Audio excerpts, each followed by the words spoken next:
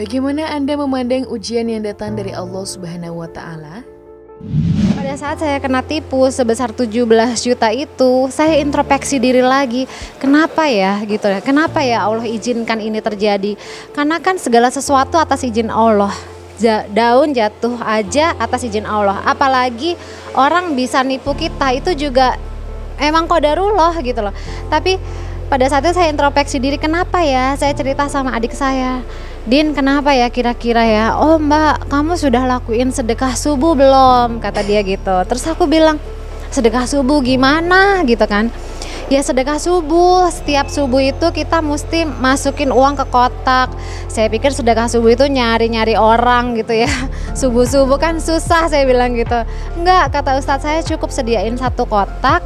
Setiap habis sholat subuh kamu masukin di sedekah subuh itu, dan ya udah kita berdoa sama Allah. Karena kan pada saat pagi-pagi ketika orang menginfakkan hartanya di jalan Allah, malaikat mendoakan, ya Allah berkahilah hartanya gitu kan. Nanti coba deh di googling gitu ya. Nah itu saya langsung, oh ya Allah, Masya Allah ya, saya harus lakuin itu. Akhirnya mulai saat itulah saya mulai melakukan sedekah subuh setiap hari. Dan omset saya yang tadinya sebelumnya dulu bangkrut itu cuman sampai maksimal 1 ton lah ya sehari, itu bisa dinaikin sama Allah sampai ke 3 ton. Dari kejadian tersebut, hikmah apa yang Anda petik? Nah di situ saya mikir lagi, evaluasi diri lagi, kenapa ya gitu. Udah ngelakuin sedekah subuh, udah ngikutin rule-nya Allah, kok masih ditipu lagi, kok Allah izinkan, ada apa gitu kan. Allah mau ngasih hikmah apa nih. Dan ternyata pas subuh-subuhnya saya kajian, tahu-tahu di kajian itu ada salah satu ustadz bilang soal bab tertipu. Ya Allah, itu saya kayak Allah lagi bicara sama saya gitu loh. Ketika ditipu ternyata kita punya waktu dan kesempatan sama Allah, dikasih doa yang mustajab, yang nggak ada hijab antara engkau dan aku, kata Allah begitu. Jadi pada saat itu, oh saya dikasih kesempatan untuk berdoa sama Allah gitu kan. Nah saya panjatkan tuh doa sebaik-baiknya, dan kata Allah tidak akan merugikan hambanya gitu kan. Dan ternyata bisa jadi itu harta yang diambil sama Allah yang nanti akan pasti ketemu di akhirat gitu. Mungkin itulah yang akan menjadi pembersih dosa-dosa kita, yang bisa menjadi wasilah kita masuk surga bahkan gitu.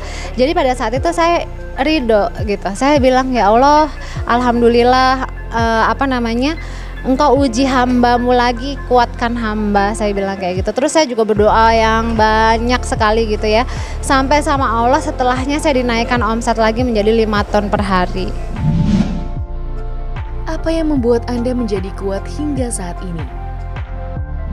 Motivasi terkuat saya bisa saya melewati ini semua karena Allah titipkan, Allah amanahkan anak-anak saya. Ada 2 anak yang Allah titipkan ke saya, yang saya harus mencukupi mereka gitu ya, membuat mereka tuh membuat mereka bahagia sama saya gitulah ya. Jadi saya merasakan bahwa itu adalah amanah Allah gitu kan.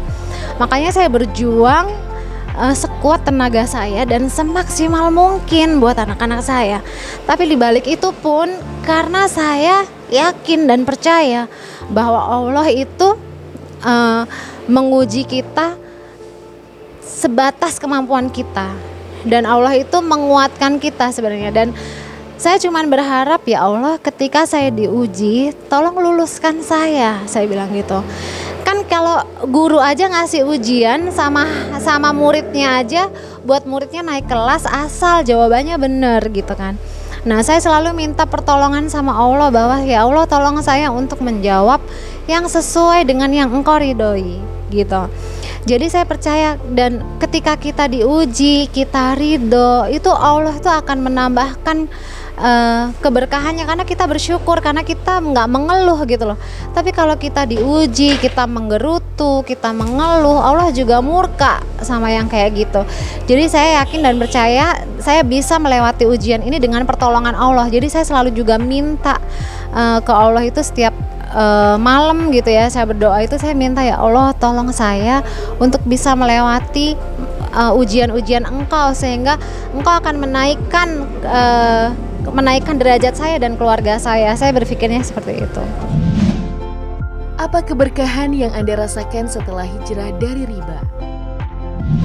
Iya, pada saat meninggalkan riba itu yang paling saya rasakan adalah yang pertama ketenangan. Even ya dulunya saya tinggal di rumah yang besar gitu ya, di kawasan yang ibaratnya ya di situ elit lah ya, tapi pada saat kita dengan riba itu, pada saat itu yang saya rasakan juga bukan ketenangan yang sesungguhnya gitu ya.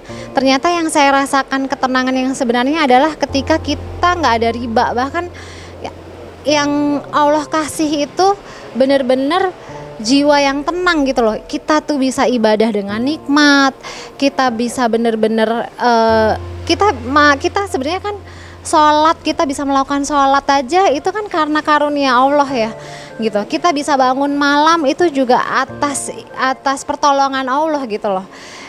Kalau pada saat riba itu tahajud itu aduh kadang boro-boro ya, kadang tuh bener-bener yang mau bangun tuh berat gitu kan.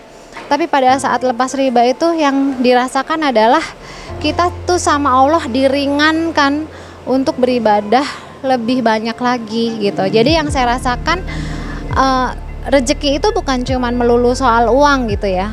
Rezeki itu pada saat kita mampu memperbaiki ibadah kita itu juga sudah rezeki yang luar biasa, dan ketenangan itu yang jauh lebih penting.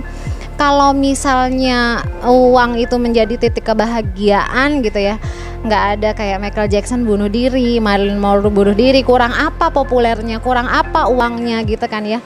Ternyata yang paling penting di dalam hidup kita adalah ketenangan, dan ketenangan itu insya Allah ya, janji Allah itu pasti ya, kita menjauhi riba itu benar-benar akan mengalami ketenangan batin gitu loh. Nggak inget lagi lah yang namanya tanggal cicilan kayak gitu ya. Dan kalau berharap pada saat setelah hijrah riba itu akan mudah gitu ya, jangan berharap langsung akan mudah. Pasti kita akan melewati masa-masa kayak pencucian gitu loh. Karena kan kita dulu berlumpur-lumpur, ibaratnya kita itu punya baju yang bersih gitu ya, terus kita masuk ke dalam lumpur, nggak mungkin langsung bisa bener-bener putih bersih, ada dicuci berkali-kalinya, ada sakit-sakitnya, ada berdarah-darahnya, ada masa jatuhnya. Itu yang harus dipersiapkan mentalnya sih gitu. Tapi setelahnya itu Allah pasti kasih hadiah terindah. Bukannya Allah janji, barang siapa yang meninggalkan sesuatu karena Allah, maka Allah akan ganti dengan yang jauh lebih baik. Pegang saja itu terus. Janji mana lagi yang mau kita percaya kalau bukan janjinya Allah yang paling tepat. Manusia janji bisa ingkar, tapi kalau Allah sudah berjanji nggak mungkin Allah ingkar janji. Pagi itu anak-anak saya wajibkan begitu buka toko itu kita muterin sholawat gitu kan.